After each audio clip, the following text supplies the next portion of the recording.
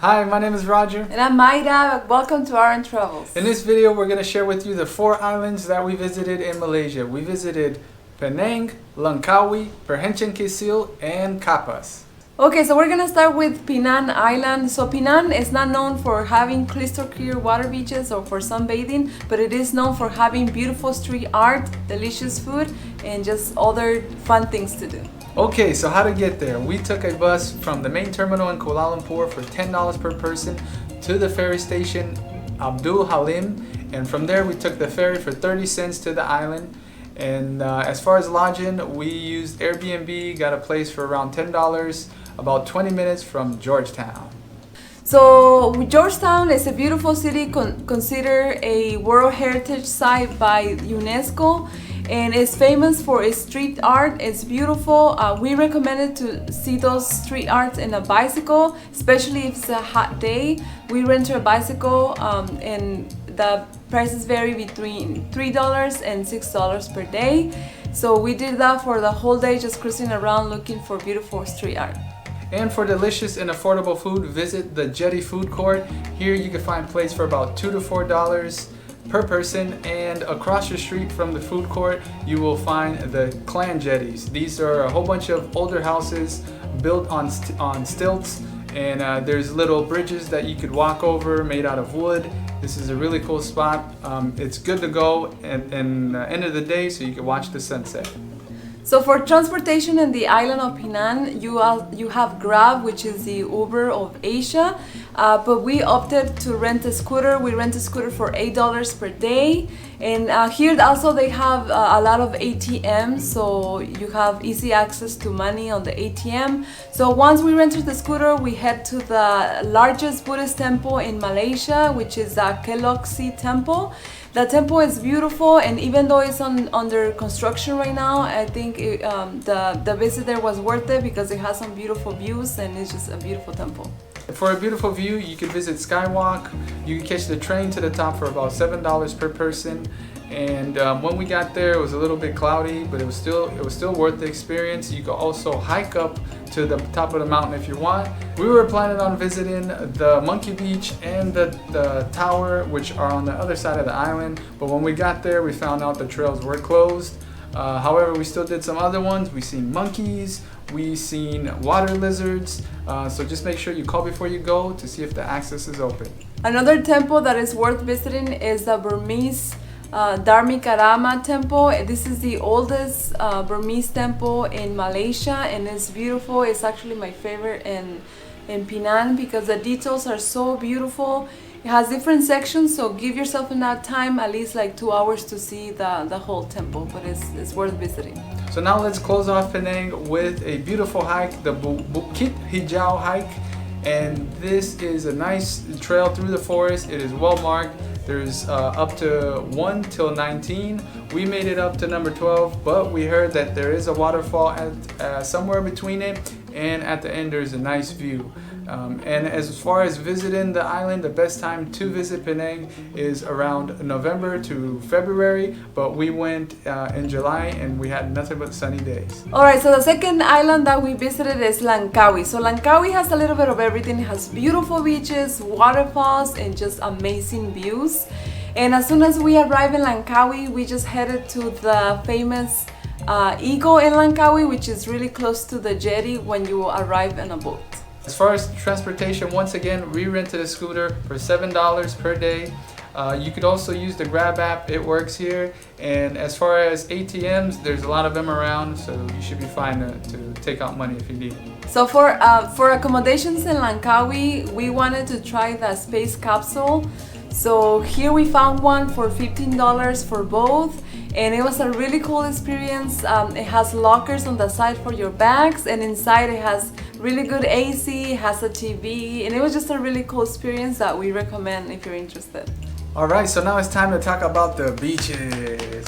So let's start off with Senang. Senang is seems like it's the most touristy beach in Langkawi. There's like jet ski rentals, there's a whole bunch of water activities, and there's also a little market, a little night market near this beach. We're not sure the name of it, but it was really fun to see. It's near the beach. Stop by if you can. Alright, so the next beach is Tanjung Rhu. So this beach is located on the north of the island, and it's actually one of our favorites because it's less crowded. The color of the water is like green jade, calm, warm, and it's just beautiful. Yeah, also another beach on the north side is Sandy Skull Beach. This beach is also really calm. We got there around the sunset, so we were able to watch a nice sunset there just with the two of us. Worth it as well. And if you're into tours, Geopark has a lot of boat tours with different prices and different things to do that seem fun. We didn't do it, but we wanted to provide that information for you. And Langkawi also has a ton of waterfalls. Let's start off with 7 wells. So this one has about 3 sections that we noticed. The top section is like a nice little pool with a natural water slide, and then the middle section is like a waterfall, just a waterfall, and there's also a little pool there as well. And on the bottom section, it's a nice crystal clear big pool with also another fun slide. So most of the waterfalls here are very well maintained. They have really good paths, so it's really easy to get to them. So the next waterfall is Durian, and when we got there, there was a few people there, but after 30 minutes we had it all by ourselves, so we got to enjoy it to the max. Also, the next waterfall is Temundun. So this waterfall is actually one of my favorite ones because the water was really clear. And also we got to enjoy by ourselves at the end of the afternoon, so it's just, we recommend those waterfalls. And on our way back from that last waterfall, we ran into the Ayer Hangat night market, and this market was really cool. It's full of food. It only happens on Fridays, so if it's Friday, stop by and try out all the good food there. Okay, so let's close off Langkawi with a nice view as well. You can see the city through the cable carts, which they charge you a fee for, or you can see it for free with the highest mountain in Langkawi, Gunung Raya. And we scootered up this mountain. It was nice views on the way up, but when we got to the top, unfortunately, it got really cloudy. However, it was still nice to see. And for the hikers or Olympic athletes, you can climb up this mountain by hiking. There's a total of 4,287 steps. If you're up for the challenge, you can do it. And the best times to visit Langkawi are advised from January to March because it's the dry season. However, we were there in July and it only rained on us one day, like for about 2 hours, but the rest of the time was pretty good and sunny. Alright, so the next island is Perhentian Kecil, and if you like crystal clear water, if you like sunbathing, snorkeling, this is the island for you. So for transportation to get here, you need to take a bus to the city of Besut, and then you take a boat to either go to Kecil or Besar, and the prices range from $17 to $21 per person. That may or may not include a tourist fee, so just be aware, and then you just take a boat to one of these islands. We went to Kecil. Alright, so when you arrive at Perhentian Kecil, you have a lot of options for lodging. So you can stay on a luxury hotel or hostel, or camping like we did. That was the cheapest option. We camped in front of the beach in the Awatif campground, and it was only $7 for both, and it was just beautiful. So our campground was located in Long Beach. This is the main beach with all the restaurants and hotels. Snorkel is also pretty good on this beach. You can snorkel by the pier. You see a lot of fishes there. As far as food, throughout the day you could find good deals for around $2 to $7 per plate.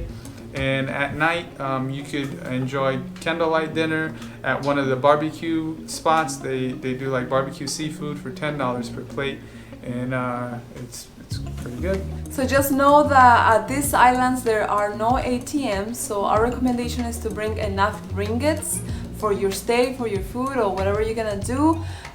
We know some of the scuba diving schools, they take your card but they charge 10%, and I think you can take out money too, but they charge you 10%. And or if you have dollars or any other money, you can exchange it at the coffee place in Long Beach. So Perhentian Kecil is known for the cheapest place to get your scuba diving certification. It costs $250 per person. It takes about 4 days, and the hotel is included in that price. However, we did the snorkel trip for $10 per person with breakfast included at Cafe Emilia's, and that's on the other side of the island. They took us to Fish Point where we seen a ton of fishes. They took us to Shark Point, we seen a shark. They took us Baby sharks. Turtle Point, where we seen a turtle. They took us to the lighthouse.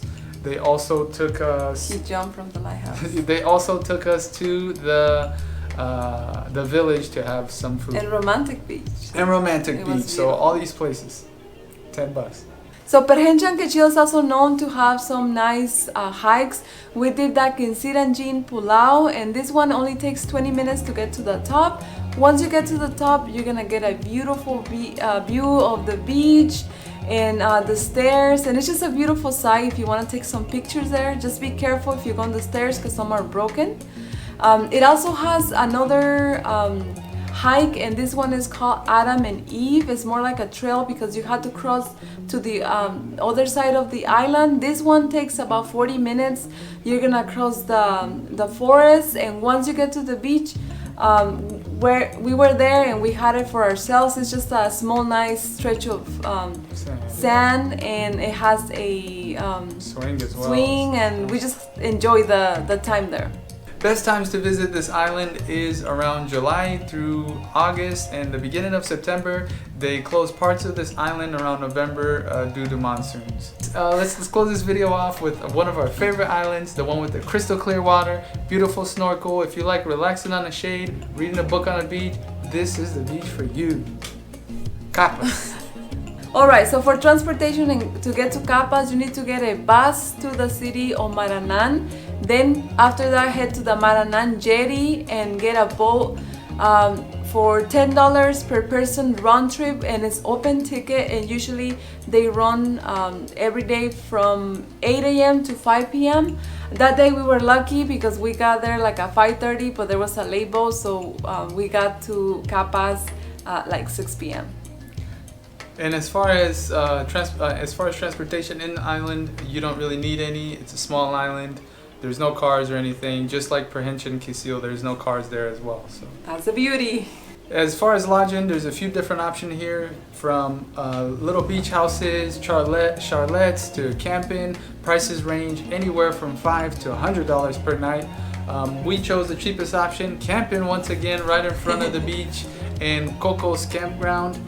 This place was really cool. A lot of hammocks to relax on. It was right in front of the beach. As far as food, most of the hotels have food around here, and no ATMs either on this island. And for the food, the prices range from like $3 to $6 per plate per person. The island of Kapas is unique because it has this walkway bridge, and it's really nice to walk through it, and it connects to other beaches. There's some parts that are broken, so just be careful.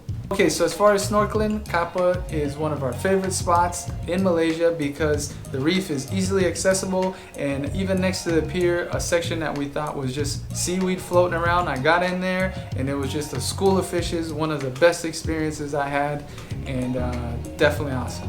The best time to visit the island of Kapas is from May to August, and it actually closes on the monsoon season, which is from November to February. Yeah, and for the surfers, I heard this place has a lot of good waves around the monsoon season, and there's guys that take you there on boats, so it might be something cool to do. And as far as nature trails, there is a few in this island, but we just spend the time on the beach hanging out. We didn't do any there. Alright. Okay, so that's the end of our video. I hope you enjoyed it. Don't forget to hit that like button. Don't forget to subscribe for more travel guides like this one. And if you have any questions or comments, leave it in the comment below. If you want to follow our Instagram, go ahead, r.m.travels. And we'll see you next time. See you next time. Woohoo!